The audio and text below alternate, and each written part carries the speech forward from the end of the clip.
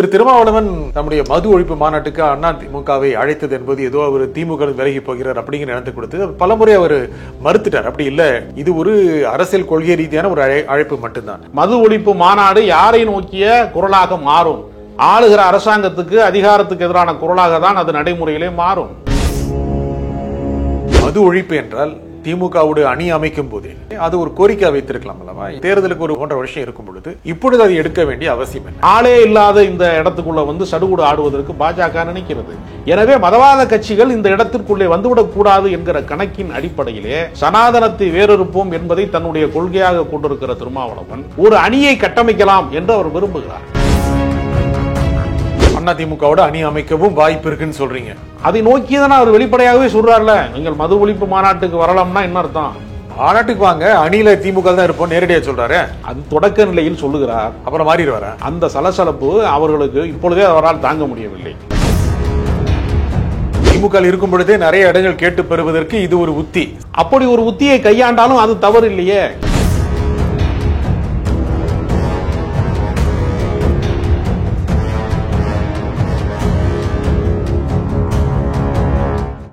வணக்கம் ஆகாய நண்பர்களே. திமுகவுக்கு மாற்றாக அணி உருவாகிறதா?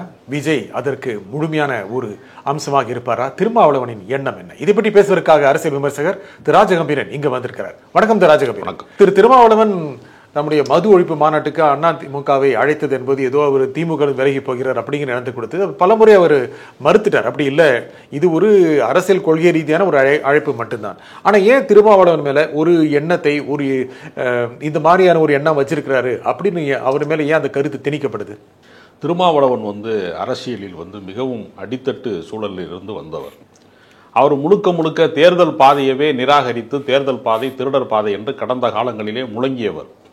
சாதி ஒழிப்பே மக்கள் விடுதலை என்கிற கருத்தை வீதிதோறும் முழங்கி, அன்றைக்கு அவருக்கு ஊடகங்கள் கிடையாது, எந்த பின்னணியும் கிடையாது, பொருளாதார பின்னணி கிடையாது, சமூக பின்னணிகள் கிடையாது, எதுவுமே இல்லாத காலத்தில் மதுரை மண்ணில் ஒரு சூறாவளியை போல கிளம்பி அரசியலிலே சேரி அரசியலிலே இருந்து வெடித்து ஈழ அரசியல், இஸ்லாமிய அரசியல், பெண்களுக்கான அரசியல் என்று பல வகையான அரசியலை ஜனநாயக போரை நடத்தி கொண்டிருக்கக்கூடிய ஒருவரை தவிர அவர் ஒரு சராசரி அரசியல்வாதி அல்ல. வெறும் கூட்டணி கணக்குகளுக்காக மட்டுமே அரசியல் செய்பவரும் அல்ல. அவர் கடந்த காலங்களிலே மதமாற்ற தடை சட்டத்துக்கு எதிரான மிகப்பெரிய மாநாட்டை நடத்தி இருக்கிறார். ஆடு கோழி வெட்டக்கூடாது என்று சட்டம் போட்டார்கள் ஜெயலலிதா காலத்தில். மிக கடுமையான எதிர்ப்பை அந்த காலகட்டங்களிலே பதிவு செய்திருக்கிறார். அது மாதிரி ஈழப்போர் சார்ந்த இறுதி யுத்தம் சார்ந்த அரசியல் நடந்த போது கொத்து கொத்தாக தமிழர்கள் கொல்லப்படுகிறார்களே என்று குமுறி திமுகவினுடைய கூட்டணிக்குள் இருந்து கொண்டே அதற்கு நேர் எதிரான நிலைப்பாட்டை பல நெடுமாறன் தலைமையிலே பல இயக்கங்களிலே அவர் ஈழ விடுதலை சார்ந்த அமைப்புகளிலே போய் போராட்ட களங்களிலே போய் நின்றிருக்கிறார். எனவே திருமாவளவன் வெறும் கூட்டணி கணக்குக்குள் அடங்காத ஒரு அரசியல்வாதி. அடங்க மறு அத்து மீறு என்று அவருடைய கொள்கையிலே அவர் பேசியதை போலதான் அவர் கூட்டணி கணக்கிலும் அடங்க மறுக்கிறார், அத்து மீறுகிறார் என்று நான் பார்க்கிறேன். ஆனா கூட்டணியில் இருக்கிறதா சொல்லிட்டாரு. கூட்டணியில் இருக்கிறார் என்றாலும் மது ஒழிப்பு மாநாடு யாரை நோக்கிய குரலாக மாறும்? ஆளுகிற அரசாங்கத்துக்கு அதிகாரத்துக்கு எதிரான குரலாக தான் அது நடைமுறையிலே மாறும். அப்படி இருக்கிற போது கூட்டணியில் இருக்கிறேன் என்று சொல்வது நம்ம கிராமப்புறங்கள்ல எல்லாம் சொல்லுவாங்க, பூனையை மடியில் கட்டிக்கிட்டு எப்படி சகனம் பார்க்கறதுன்னு. அது மாதிரியான சங்கடங்களை திமுகவுக்கு நிச்சயமாக அது உருவாக்கத்தான் போகுது. அப்ப திமுகவோட அனுசரணையாக இருந்து கொண்டே ஒரு பகை முரணாக இல்லாமல் நட்பு முரணாக அவர் பேசுகிறார் என்று சொல்லிக் கொண்டாலும் அதிமுகவை எப்பொழுது அவர் அழைப்பு விடுத்தால் அவர்கள் சேரலாம் என்று சொன்னாரோ அப்பொழுதே திமுக சைடு ஒரு மிகப்பெரிய சலசலப்பு உருவாகிவிட்டது. திமுக சார்ந்த அரசியலிலே கூட்டணி கணக்குகள் மாறுமோ என்கிற ஒரு அச்சம் உருவாகிவிட்டது. மாறுமா? மாறுவதற்கான சாத்தியங்கள் இருக்கிறது. எப்படி மாறும்? எப்படி மாறும்னு நான் சொல்றேன். அதாவது என்னன்னா, சிறு கட்சிகள் தான் எல்லா போராட்டங்களையும் முன்னெடுக்கிறார்கள். இப்போ கூடங்குளத்தில் அணுகுலை போராட்டமாக இருக்கும், மீத்தேன் எடுக்கக்கூடாது என்று நெடுவாசலுடைய போராட்டமாக இருக்கும். ஒவ்வொரு இடங்களிலேயுமே சிறு கட்சிகள் தான் அந்த மண்ணின் மைந்தர்கள், அந்த சிறு கட்சிகள்லாம் மிகப்பெரிய போராட்டங்களை முன்னெடுக்கிறாங்க. அப்படி போராட்டங்களை அவர்கள் முன்னெடுக்கிற போதெல்லாம் கடைசி நேரத்தில் என்ன செய்யறாங்கன்னா, திமுக அதிமுக மாதிரியான பெரிய அரசியல் கட்சிகள் இந்த கோரிக்கையை நாங்கள் தான் நிறைவேற்ற முடியும், நாங்கள் ஆட்சிக்கு வந்தால் நிறைவேற்றுவோம்னு சொல்லி எதிர்கட்சியாக இருக்கிற காலகட்டங்களிலே போய் ஒரு வாக்குறுதியை கொடுத்து தங்களுடைய வாக்கு வங்கியாக அந்த போராட்ட உணர்வை, மக்களின் கோபத்தை மடைமாற்றம் செய்து கொடுக்கிறார். அப்ப உழைப்பது எல்லாமே யாருன்னு பார்த்தீங்கன்னா சிறு கட்சிகள். அதனுடைய அறுவடை யாருக்கு போய் சேர்கிறது என்றால் பெரிய அரசியல் கட்சிகளுக்கு போய் சேர்கிறது. அப்படி என்றால் எங்கள் உழைப்புக்கான அங்கீகாரம் வேண்டும், அதிகாரத்திலே எங்களுக்கு பங்கு வேண்டும், அமைச்சரவையில் எங்களுக்கு பங்கு வேண்டும், சீட் ஷேரிங் பத்தாது எங்களுக்கு பவர் ஷேரிங் வேணும்னு ஒரு கேட்கிறாரு.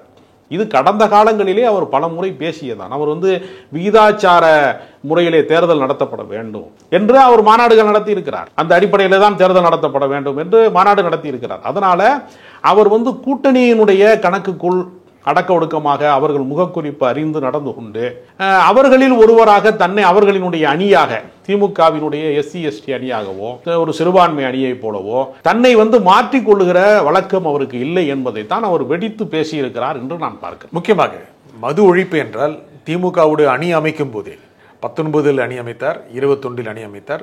இந்த மாதிரி சமயங்களிலே அது ஒரு கோரிக்கை வைத்திருக்கலாம் அல்லவா? இப்போ தேர்தலுக்கு ஒரு 1.5 வருஷம் 1.25 வருஷம் இருக்கும் பொழுது இப்பொழுது அதை எடுக்க வேண்டிய அவசியம் என்ன? நீங்க சொல்றீங்க ஒரு சலசலப்பை உருவாக்கிட்டாரு. அது மது ஒழிப்பு என்பது குறித்து திமுகவும் பேசியிருக்கிறது. கடந்த காலங்களில் எல்லாருமே பேசியிருக்கிறாங்க. ஆனால் கள்ளக்குறிச்சியிலே நடந்த சாராய சாவுகளுக்கு பின்னால் அடித்தட்டு மக்கள் தான் அதிகமாக பாதிக்கப்பட்டிருக்கிறார்கள் என்கிற குரல் வருகிற போது அந்த கள்ளச்சாராய சாவுக்கு காரணமாக இருக்கக்கூடியவர்கள், அதிலே பாதிக்கப்பட்டவர்களாக இருக்கக்கூடியவர்கள், அதிலே உயிரை பலி கொடுத்தவர்களாக இருக்கிறவர்கள் பட்டியல் சமூகத்தை சேர்ந்தவர்களாக இருக்கும் பட்சத்தில் பாதிக்கப்பட்ட சமூகத்தின் குரலாக அவர் நிற்காமல் ஆம்ஸ்டாங் படுகொலையாக இருக்கட்டும் அல்லது வேறு சில ஏற்கனவே குடிநீர் தொட்டியிலே இதை கலந்ததாக இருக்கட்டும், எந்த பிரச்சனையாக இருந்தாலும் அந்த பாதிப்பு முழுக்க முழுக்க திருமாவளவனை நோக்கிய கேள்விகளாக மாறிக்கொண்டே இருக்கிறது. நீங்கள் கூட்டணியில் தானே இருக்கிறீர்கள், ஏன் அது குறித்து பேசவில்லை என்று கேட்கிறார். ஆனால் அவர் பேசுகிறார். பேசினாலும் அதிகாரத்தினுடைய குரல்களுக்கு அது போய் சேர்கிறதா? அது நடைமுறையிலே இப்போ உதாரணத்திற்கு ஆணவ படுகொலைக்கான ஒரு தனி சட்டம் இயற்றப்பட வேண்டும் என்கிற ஒரு கருத்து கோரிக்கை வலுத்து கொண்டே இருக்கிறது. பல முறை அதை பேசிவிட்டார்கள். சட்டமன்றத்தில் பதிவு செய்திருக்கிறார்கள். பல பேர் அந்த ஆணவ படுகொலைக்காக பாதிக்கப்பட்டவர்கள் சார்பாக பல கோரிக்கைகளை முன்வைத்திருக்கிறார்கள். இதையெல்லாம் பிற்படுத்தப்பட்டவர்களுக்கு எதிரான அரசியலாக திரும்பிவிடுமோ என்று ஆளுகிற அரசு அதை தள்ளி போடுகிறது. அதுக்கு எதிராக இருக்கிறது என்று நான் சொல்ல மாட்டேன், ஆனால் தள்ளி போடுகிறார்கள். அந்த தள்ளி போடுவதற்கான பழியை யார் சுமப்பது? பாவம் ஒரு பக்கம் பழி ஒரு பக்கம் சொல்றது மாதிரி அவர்கள் செய்கிற அரசியல் தவறுகளுக்கோ அல்லது அரசியல் காம்ப்ரமைஸுக்கோ யார் பாதிக்கப்படுகிறார்கள் என்று சொன்னால் அவர் பாதிக்கப்படுறார். அப்ப ஜனநாயகத்தின் குரலாக அவர் இருக்க வேண்டும் என்று நினைக்கிறார். அப்படி நினைப்பதனால அவர் மக்கள் பிரச்சனையை பேசுகிறார். மக்கள் பிரச்சனையை பேசுகிற போது நீங்கள் என்ன செய்ய வேண்டும்? அந்த கோரிக்கையை நீங்கள் நிறைவேற்றுவதன் வழியாக அவரை கூட்டணியை தக்க வைத்துக் கொள்ளலாம். கோரிக்கை நிறைவேறாத போது அந்த குரலுக்கு என்ன மரியாதை என்கிற ஒரு கேள்வி வரும். அது ஒரு ஆளுகிற அரசுக்கு ஒரு நெருக்கடியை தான் நிச்சயமாக தரும். திமுக அணியில் சலசலப்பு வரும். நீங்க அணிகள் மாறலான்னு வரை நீங்க இப்ப சொல்றீங்க, அப்படி மாறுமா? நிச்சயமாக மாறும். எதற்காக நான் சொல்றேன்னா, 2 பெரிய அரசியல் கட்சிகளில் திமுக அல்லாத அதிமுக கொஞ்சம் வாக்கு சதவீதம் சரிந்திருக்கிறது. அதுபோக திமுக எதிர்ப்பு அரசியலுக்குள்ளே புதிய அணிகள் வலிமை பெற்றிருக்கிறது. உதாரணத்திற்கு நாம் தமிழர் கட்சி வலிமை பெற்றிருக்கிறது. இப்பொழுது விஜய்க்கு குறைந்தபட்சம் ஒரு 10% வாக்கு வங்கி இருக்கும், இளைஞர்களுடைய வாக்கு வங்கி இருக்கும் என்கிற ஒரு கருத்தும் நிலவுகிறது. நீங்க நினைக்கிறீங்களா? அந்த மாதிரி அப்படி ஒரு சூழல் இருப்பதாக நம்பப்படுகிறது, சொல்லப்படுகிறது. அது நடைமுறைக்கு வந்தாதான் நம்ப முடியும். நான் நம்புறேனான்னு கேட்டா நடக்காத ஒண்ணு நான் எப்படி நம்புறது?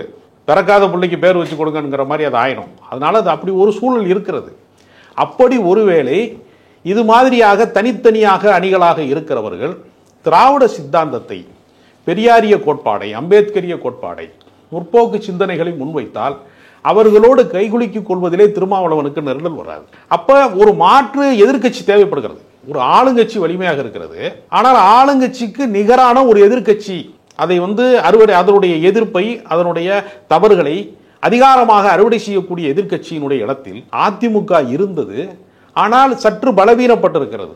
அப்ப கூட்டணி வலிமையினால்தான் அதிமுக மேலே எழும்ப முடியும் என்கிற நிலைமை இருக்கிற போது இந்த கோரிக்கை, எங்களுக்கு அதிகாரத்திலே பங்கு வேண்டும் என்று சொல்லுகிற கோரிக்கை, ஆட்சியில் பங்கு, அமைச்சரவையிலே பங்கு வேண்டும் என்று சொல்லுகிற கோரிக்கை, ஆட்சியிலே பங்கு வேண்டும் என்று சொல்லுகிற கோரிக்கையை நிறைவேற்றுவதற்கு அதிமுக சற்று இழைத்திருக்கிற காரணத்தால் இந்த சந்தர்ப்பத்தை பயன்படுத்தி கொண்டு நம்மளுடைய கட்சியை வளர்க்க வேண்டும், இவர்கள் 10 சீட்டு 10 தொகுதி கொடுத்து கொண்டிருந்த இடத்துல அதை 6ஆக சுருக்கி விட்டார்கள். நாம் அதிமுக கூட்டணிக்கு போனால் 25 சீட்டுகள் கேட்கலாம். ஜெயிக்க முடியுமா? 20 சீட்டுகள் அதெல்லாம் ஜெயிக்க முடியும். அணி வலிமையான அணியை கட்டமைத்து விட்டால். அதாவது கடந்த முறை மக்கள் நல கூட்டணி அமைத்த போது அது திடீர் சாம்பார் திடீர் ரசம் மாதிரி திடீர்னு அமைச்சதுனால அது மக்கள் நம்ப மாட்டேன்ட்டான். இப்ப தேர்தலுக்கு 1.5 ஆண்டு காலம் தூரம் இருக்கிறது. இப்பொழுது திட்டமிட்டு ஒரு அணி அரசியலை உருவாக்கினால் தமிழ்நாட்டில் எதிர்க்கட்சி இல்லாத சூழலை இப்பொழுது இருக்கிறது. எதிர்க்கட்சி கண்ணு கட்டிய தூரம் வரைக்கும் திமுகவை வலிமையாக எதிர்ப்பதற்கான எதிர்க்கட்சியே இல்லாமல் இருக்கிறது. இந்த இடத்துக்குள்ள ஆளே இல்லாத இந்த இடத்துக்குள்ள சடுகுடு ஆடுவதற்கு பாஜக நினைக்கிறது. எனவே மதவாத கட்சிகள் இந்த இடத்திற்குள்ளே வந்துவிடக் கூடாது என்கிற கணக்கின் அடிப்படையிலே சனாதனத்தை வேறறுப்போம் என்பதை தன்னுடைய கொள்கையாக கொண்டிருக்கிற திருமாவளவன் ஒரு அணியை கட்டமைக்கலாம் என்று அவர் விரும்புகிறார். ஜனநாயக ரீதியாக ஒரு அணியை கட்டமைக்க முடியும் என்று அவர் நம்புகிறார். ஏன்னா அவர்தான் மக்கள் நல கூட்டணியை ஒரு முழுமையான வடிவத்துக்கு கொண்டு வந்தார். வைகோ தொடங்கி வைத்தாலும் அவர்தான் மாற்று அரசியலுக்கான அந்த அணிகளை கட்டமைத்தார். அந்த அணிகளை கட்டமைக்கக்கூடிய வலிமை அவருக்கு இருக்கிற காரணத்தினால திருமாவளவன் வெளியிலே வந்துவிட்டால், விசிக வந்துவிட்டால், இந்திய கம்யூனிஸ்ட் கட்சி, மார்க்சிய கம்யூனிஸ்ட் கட்சி போன்ற அமைப்புகள் அவர் மீது இருக்கக்கூடிய நம்பகத்தன்மையின் காரணமாக உடன் வருவதற்கான சாத்தியங்கள் இருக்கிறது. அப்ப அதிமுகவினுடைய வாக்கு வங்கியோடு ஒரு கூட்டணியை அமைத்தால் ஒரு வலிமையான எதிர்க்கட்சிக்கான அரசியலை நிச்சயமாக திருமாவளவன் முன்னெடுக்க முடியும் என்று நான் நினைக்கிறேன். திமுகவை காலி பண்ணும் அதான் நோக்கமா? திமுகவை காலி செய்வதுன்னு அல்ல. திமுகவிற்கு தனக்கு சமபலம் கொண்ட ஒரு அரசியல் கட்சி, எதிர்க்கட்சி அரசியல் என்பது ஜனநாயகத்தினுடைய தேவையை நான் கருதுகிறேன். நான் திமுகவுக்கு எதிரான நிலைப்பாடு கொண்டவன் அல்ல. நான் அடிப்படையில் ஒரு திராவிட இயக்க சிந்தனை உள்ளவன். ஆனாலும் திமுகவுக்கு நிகரான இன்னொரு எதிர்க்கட்சி அரசியல் இல்லை என்று சொன்னால், தராசு தட்டுல 2 தட்டுகளும் சமமாக இருக்க வேண்டும் என்று சொல்வதை போல ஜனநாயகத்தில் ஒரு சமமான எதிர்க்கட்சி இல்லை என்று சொன்னால் ஒரு கட்சி ஆட்சி முறை என்பது ஜனநாயகத்துக்கு எதிரான இடத்திலே போய் நின்றுவிடும். அந்த பேலன்ஸை உருவாக்குவதற்கு திருமாவளவன் திட்டமிடுகிறார், ஜனநாயக பூர்வமாக திட்டமிடுகிறார் என்று நான் கருதுகிறேன். அதிமுகவோட அணி அமைக்கவும் வாய்ப்பு இருக்குன்னு சொல்றீங்க. அதை நோக்கியதான அவர் வெளிப்படையாகவே சொல்றாருல, நீங்கள் மது ஒழிப்பு மாநாட்டுக்கு வரலாம்னா என்ன அர்த்தம்? மாநாட்டுக்கு வாங்க, அணியில திமுக தான் இருப்போம் நேரடியாக சொல்றாரு. அது தொடக்க நிலையில் சொல்லுகிறார், அப்புறம் மாறிடுவார. அந்த சலசலப்பு அவர்களுக்கு இப்பொழுதே அவரால் தாங்க முடியவில்லை. திருமாவளவன் மாற்று அணிக்கு போய்விடுவாரோ என்கிற வெறும் யூகங்கள் வருகிற இந்த நேரத்திலேயே மிகப்பெரிய சலசலப்பை உருவாக்குகிறது.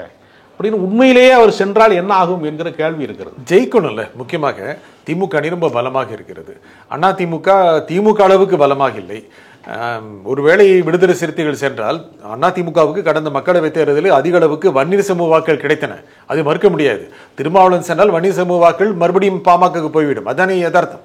அது வன்னியர் சமூகத்தினுடைய வாக்குகள் திமுகவிற்கே ஏற்கனவே இருக்கிறது. அதிமுகவுக்கும் ஒரு வாக்கு வங்கி இருக்கிறது. ஒட்டுமொத்தமாக வன்னியர்கள் ஒரு குறிப்பிட்ட ஆட்களுக்கு தான், நாங்கள் குறிப்பிட்ட கட்சிக்கு தான் வாக்களிப்போம் என்று ஒரு தோற்றத்தை உருவாக்கி பார்க்கிறார்களே தவிர உண்மையிலேயே அப்படிதான் நடக்கிறதா என்று சொல்ல முடியாது. அது உண்மையாக இருந்தால் விக்கிரவாண்டி தேர்தலிலே ஒரு மிகப்பெரிய அளவிலே பாமக வெற்றி பெற்றிருக்க வேண்டும். அப்படி வெற்றி பெற முடியாமல் போனதற்கு பின்னால் வன்னியர் வாக்கு வங்கி மொத்தமும் பாமக பின்பு மட்டும்தான் நிற்கிறது என்பது ஒரு வகையான ஒரு தோற்ற மயக்கம்தானே தவிர நடைமுறை அப்படி அல்ல. எனவே இவர் ஜனநாயக ரீதியாக ஒரு அணியை கட்டமைக்க வேண்டும் என்று அவர் விரும்புகிறார். அதற்கான ஒரு முன்முயற்சியில் அவர் ஈடுபடுகிறார். அதற்கான ஒரு ஆயுதமாகத்தான் மது ஒழிப்பு மாநாட்டை கையில் எடுக்கிறார் என்று நான் கருதுகிறேன். திமுக இருக்கும் பொழுதே நிறைய இடங்கள் கேட்டு பெறுவதற்கு இது ஒரு உத்தி. சரியா தவறா? அப்படி ஒரு உத்தியை கையாண்டாலும் அது தவறு இல்லையே. நீங்கள் கடந்த காலங்களிலே 10லிருந்து 6ஆக சுருக்கி விட்டீர்களே, ஏன் நீங்கள் மறுபடியும் அதை 15ஆக மாற்றக்கூடாது, ஏன் அதை 20ஆக மாற்றக்கூடாது என்கிற பேரம் பேசுவதற்கும் அது பயன்படும். மாற்று அணிகள் உருவாக்குவதற்கும் அது பயன்படும். 2 பக்கமும் வெட்டுகிற கத்தி மாதிரி தான் இது. நான் சொல்றேன், 2 பக்கமுமே அவருக்கு அரசியல் ஆதாயம் இருக்கிறது. அதனால் இப்படி ஒரு கருத்தை அவர் முன்னெடுப்பதன் வழியாக அவர் பாஜக அரசியல் பக்கம் போக மாட்டேன் என்று சொன்னார். அதை நிறைவேற்றுகிற விதமாக நாடாளுமன்ற தேர்தலிலே இந்தியா கூட்டணியிலே முக்கிய பங்கு வைத்தார். இப்பொழுது நடப்பது மாநில அரசியல். இந்த மாநில அரசியலிலும் பாஜகவை வீழ்த்த வேண்டும் என்று சொன்னால் அதிமுக வலிமை பெற வேண்டும். அதிமுக சார்ந்த கூட்டணிகளுக்கு வலிமை கூடுகிற பட்சத்தில் தான் பாஜகவை தனிமைப்படுத்த முடியும் என்கிற அரசியல் கணக்கிற்கு திருமாவளவன் திட்டமிடுகிறார். திமுகவுக்கு விசிக வேணுமா, விசிகாவுக்கு திமுக வேணும்? 2 பேருக்குமான அவசியம் இருக்கிறது. ஆனால் தலித் வாக்கு வங்கியிலே இப்பொழுது சமீபத்திலே வேங்கைவயல் மாதிரியான பிரச்சனைகள் வந்த பின்பு, நாங்குநேரியிலே ஒரு மாணவன் தாக்கப்படுகிற போது, ஆணவ படுகொலைகள் நடக்கிற போதெல்லாம் திமுக மீதான ஒரு கோபம் பட்டியல் சமூகத்தை சேர்ந்த மக்களுக்கு, தலித் மக்களுக்கு இருக்கிறது. எனவே விசிக தொடர்ந்து திமுக அணியோடு பயணப்படுவது என்பது விசிகாவுக்கு இப்பொழுது ஒரு பின்னடைவை தரும் என்கிறது ஒரு யதார்த்த கணக்கு. 2 மக்களவை தொகுதி ஜெயிச்சிருக்காங்க. அது நாடாளுமன்ற தேர்தல் என்பது முழுக்க முழுக்க யார் பிரதமர், யார் ஆள வேண்டும், யார் ஆளக்கூடாது என்பதற்காக நடந்த ஒரு தேர்தல். மாநில அரசியலுக்கான தேர்தல் என்பது அதை நோக்கியதாக இருக்க வாய்ப்பில்லை. அதே போல பகுதி சார்ந்த அரசியல் அதில் பிரதிபலிக்கும். இப்போ சட்டமன்ற தேர்தலுக்கும் உள்ளாட்சி மன்ற தேர்தலுக்கும் வேறுபாடு இருக்கிறது. உள்ளாட்சி மன்ற தேர்தலில் அந்த ஊரில் யார் நமக்கு வேண்டப்பட்டவர், நல்ல மனிதர் யார், ரொம்ப நாள் பழகினவர் யாரோ அவருக்கு செல்வாக்கு அதிகமாக இருக்கும். கட்சி செல்வாக்கை விடவும் உள்ளூர் பிரமுகர்களினுடைய செல்வாக்கு ஒரு வலிமையானதாக மாறும். அதுபோல தான் மாநில தேர்தல் என்று வருகிற போது வேறு சில கணக்குகள் இங்கே வேலை செய்யும். விசிகாவிற்கு தலித் வாக்கு வங்கிக்கு ஒரு பெரிய ஆபத்தாக இந்த திமுகவினுடைய சில நடவடிக்கைகள் அவர்களுக்கு அமைந்து விட்டது. அது திட்டமிட்டு நடக்கவில்லை, எப்பொழுதுமே நடக்கக்கூடிய சாதிய வன்கொடுமைகள் தான் என்றாலும் அதனுடைய பழியை திருமாவளவன் ஏற்கக்கூடிய ஒரு நிலைமை வந்திருக்கிறது.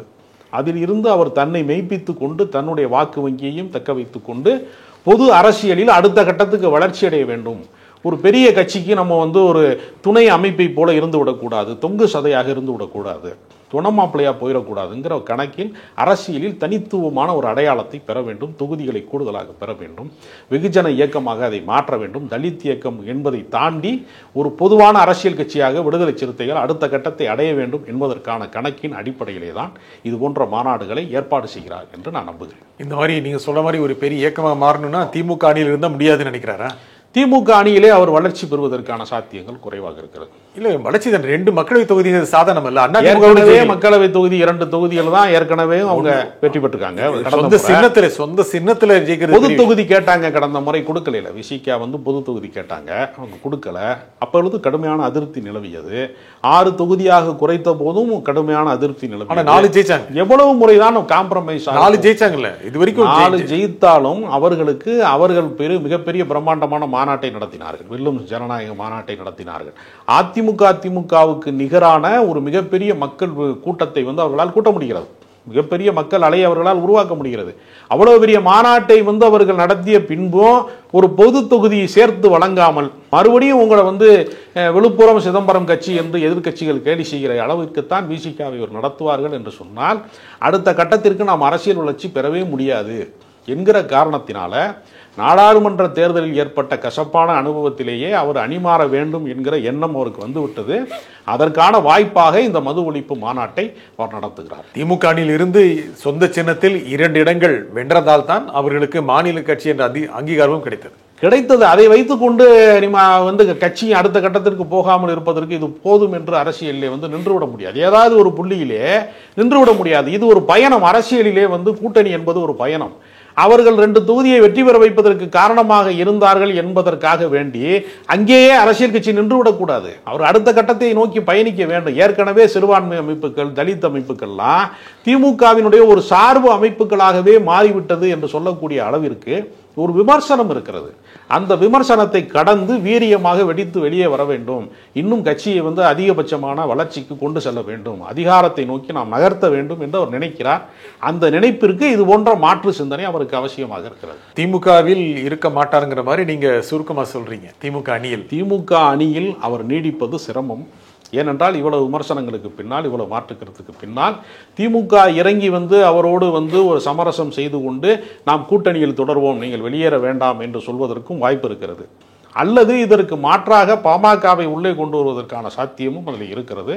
இந்த 2 சாத்தியங்களுக்குள்ளே எது பலிக்க போகிறது என்பதை பொறுத்து அவருடைய அரசியல் மாற்றங்கள். பாமக வந்தால் குறைந்தபட்சம் 25-30 இடங்கள் கொடுக்க வேண்டியது இருக்கும். ஆனால் விடுதலை சிறுத்தைகள் இருந்தால் அவர்கள் எதிர்பார்ப்பது ஒரு 15 இடங்களாக இருக்கலாம். அவங்களுக்கு 10 இடங்கள் கொடுத்தாலே போதுமானதாக இருக்கும் அப்படின்னு தான் திமுக நினைக்கும். திமுக அப்படி நினைக்கலாம். ஆனால் தொடர்ந்து குறைந்த சீட்டுகளிலேயே அரசியல் பயணத்தை நடத்தி கொண்டே இருந்தால் கட்சி வளர்ச்சி பெறாது என்கிற கணக்கிலே திருமாவளவன் தெளிவாக இருக்கிறார். அதனால திருமாவளவன் இதை ஏற்க மாட்டார். ஆனால் அடிப்படையில் பார்க்கும்போது கட்சி ஒரு வட மாவட்டங்கள் இருக்கும் அப்படிங்கிற என்ன இருந்தது. நிச்சயமா ஆலு ஷானவாஸ் தென் மாவட்டங்களில் ஜெயிச்சிருக்காரு. இருந்தாலும் கூட ஒரு வட மாவட்டங்களுடைய கட்சியோ அப்படிங்கிற ஒரு தோற்றம் தானே விடுதலை. இல்லை, அது இஸ்லாமியர்கள் பெரும்பான்மையாக இருக்கக்கூடிய தொகுதி என்பதால் நாகப்பட்டினத்திலே எப்பொழுதுமே ஏற்கனவே சிறுபான்மை சமூகத்தை சேர்ந்த பல பேர் வெற்றி பெற்றிருக்கிறார்கள். அந்த கணக்கின் அடிப்படையில் அந்த கம்யூனிஸ்ட் கட்சிகள் வெற்றி பெற்றிருக்கிறாங்க. நாகப்பட்டினத்தில் கடந்த காலங்களில் முஸ்லீம் லீக் வெற்றி வெற்றி பெற்றிருக்கிறது. பல அரசியல் கட்சிகள் ஏற்கனவே இடதுசாரிகளும் சிறுபான்மை மக்களும் வெற்றி பெற்ற ஒரு தொகுதி. அதை வைத்துலாம் நம்ம கணக்கிட முடியாது. சிறுபான்மை மக்களுக்காகவும் திருமாவளவன் தொடர்ந்து குரல் கொடுக்கிறார், தொடர்ந்து பேசுகிறார் என்பதனால அந்த நம்பகத்தன்மை அந்த தொகுதியிலே வெற்றி வாய்ப்புக்கு ஒரு அடித்தளமாக அது மாறி இருக்கிறார். அப்படிதான் பார்க்க முடியுமே தவிர கட்சியை அடுத்த கட்டத்துக்கு நகர்த்துவதற்கு பெரிய அரசியல் கட்சி பெரிய ஆலமரத்துக்கு கீழே புல்லு கூட முளைக்காது வளராதுலாம் சொல்லுவாங்க இல்லையா, அது மாதிரியான ஒரு மனநிலை தான் திருமாவளவனுக்கு வாய்த்திருக்கிறது. அதனால அவர் அடுத்த கட்ட பயணத்திற்கு முயற்சி செய்கிறார். அதற்கான ஒரு மூவ் தான் இந்த மாநாடு. முக்கியமாக விஜய் ரோல் என்ன இருக்கும்? விஜயுடைய அரசியல் அவர் முதல் கோணல் முற்றிலும் கோணல் என்று சொல்வதை போல அவருடைய மாநாடு தள்ளி போய்விட்டது. அவருக்கு கொடியின் விளக்கம் சொல்வதற்கே அவருக்கு ஏகப்பட்ட நாட்கள் தேவைப்படுகிறது. அரியர் வச்சு தான் பாஸ் ஆகணுன்ற மாதிரி அடுத்த எக்ஸாம் எழுதிட்டு சொல்கிறேன்ற மாதிரி அவர் சொல்கிறாரு. உடனடியாக ஒரு கருத்தை அரசியலிலே இம்மீடியட்டாக ரியாக்ட் பண்ணக்கூடிய தன்மை அவருக்கு கிடையாது. அவருக்கு பெரிய பேச்சாற்றலும் கிடையாது. அவர் என்ன சிந்தனை வைத்திருக்கிறார் என்பதை அவர் ஒளித்து வைத்துக் கொள்கிறார். பகிரங்கமாக பேசுகிற பழக்கமும் அவருக்கு கிடையாது.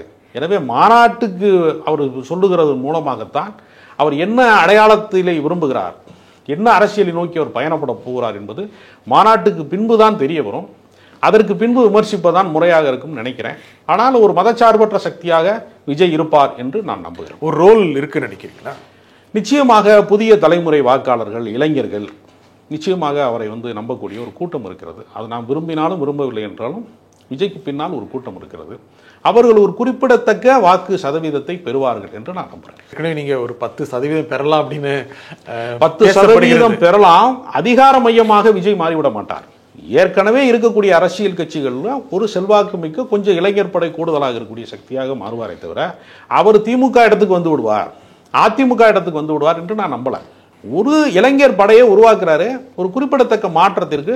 ஏன்னா இப்போ கூட்டணியில தான் எல்லா அரசாங்கமும் ஓடுது. அந்த கூட்டணி அடிப்படையில் அவருக்கும் ஒரு செல்வாக்கு எதிர்காலத்தில் உருவாகலாம். இதுல நாம் தமிழருடைய வாக்கு இங்கே குறையுமா விஜய் வந்தால்? நிச்சயமாக விஜயினுடைய வருகை யாருக்கு பாதிப்பை உண்டாக்கும்னா நாம் தமிழர் கட்சிக்கு பெரிய பாதிப்பை உண்டாக்கும். ஏன்னா இரண்டுமே இளைஞர்கள் சக்தியா இருக்கிற காரணத்தினால ஒரு பெருவாரியான கூட்டம் விஜய் பக்கம் போவதற்கான சாத்தியம் இருக்கிறது. அதை தடுப்பதற்காக தான் விஜயோட கூட்டணி வைக்கணும் என்று சீமான் முயற்சி செய்தார். அந்த முயற்சி முதல் கட்டமாகவே முறியடிக்கப்பட்டு விட்டது. அதனால அதற்கு சாத்தியம் இல்லை. திருமாவளவனுக்கு வாய்ப்பு இருக்கா? திருமாவளவன் நிச்சயமாக புதிய அலையை உருவாக்குகிறவர்களை, புதிய அரசியல் சார்ந்து ஒரு எழுச்சியை உருவாக்குகிறவர்களை வரவேற்கக்கூடிய இடத்தில் எப்பொழுதுமே இருந்திருக்கிறார். அந்த அடிப்படையில் பார்க்கிற போது விஜயும் திருமாவளவனும் கைகோர்ப்பதற்கு சாத்தியங்கள் அதிகமாக இருக்கிறது. எப்படின்னா அங்க இருக்கக்கூடிய இளைஞர் படையை இங்க இருக்கக்கூடிய நம்மளுடைய ஜனநாயகம் பேசக்கூடிய ஒரு அமைப்பாக இவர் வளர்த்தெடுத்திருக்கிறார். இரண்டும் சேர்கிற போது தமிழ்நாடு முழுக்க அது பெரிய பரவலாக கட்சி கொண்டு போகப்படும். அப்படிங்கிற கணக்கின் அடிப்படையில் திருமாவளவன் நிச்சயமாக விஜயை வரவேற்பார். விஜயும் திருமாவளவனுடைய அரசியலை புரிந்து கொள்வார் என்று நான் நம்புறேன். ஆனா விஜய் தனியா நின்று முதலமைச்சர் அப்படித்தானே நினைப்பாரு. முதலமைச்சர் வேட்பாளர் என்கிறதெல்லாம் வெற்றி பெற்றதற்கு பின்பு உள்ள விவகாரம். அது எடுத்த எடுப்பிலேயே முதல் கட்டமாக அதாவது என்ன சொல்றதுன்னா ப்ரீகேஜி எல்கேஜிலேயே பிஹெச்டி படிச்சு ப்ரொஃபஸர் ஆயிடுவாரான்னு கேட்குற மாதிரி முதல் தேர்தலையே சந்திக்காத ஒருவர் முதலமைச்சர் ஆகிவிடுவார் என்று பேசுவது ஒரு கற்பனைவாதம் தான். ஆனால் ஒரு குறிப்பிடத்தக்க வாக்கு சதவீதத்தை விஜய் பெறுவார் என்ற நம்பிக்கை இருக்கிற காரணத்தினால திருமாவளவன் அதை வரவேற்பார் என்று நான் நம்புகிறேன். ஏன்னா மாநாட்டுக்கு அவரையும் கூப்பிட்டுருக்காரு. மாநாட்டிற்கு எல்லாரையும் கூப்பிடுறாரு. திமுகவை தவிர அனைவரும் பங்கேற்பார்கள் என்றுதான் செய்திகள் வருகிறது. பாமக பாஜக கூப்பிடலை. மதவாத கட்சிகளுக்கு, சாதியவாத கட்சிகளுக்கு என்னுடைய மாநாட்டில் எந்த வேலையும் இல்லை. அதில் நான் ஒருபோதும் காம்ப்ரமைஸ் செய்ய மாட்டேன் என்று சொல்கிறேன். பாமக கடுமையான மது ஒழிப்புக்கான குரலை ஒழிச்சிட்டு வருது இல்லை. ஆனால் சாதி ஒழிப்பு இல்லையே, அதனால் அவர்கள் ஏற்க மாட்டார்கள். சாதி ஒழிப்பு தான் மக்கள் விடுதலை என்று திருமாவளவன் நம்புகிறார். பாமக சாதியை சாதி ஆதிக்கத்தை நம்புகிறது. அதனால் இருவரும் சேர்வதற்கு சாத்தியமில்லை. இந்த நிகழ்ச்சியில் உங்கள் கருத்துக்களை கூறியமைக்காக ராஜகம்பீரன் மிக்க நன்றி. மீண்டும் ஒரு நிகழ்ச்சியை சந்திப்போம். நன்றி, வணக்கம்.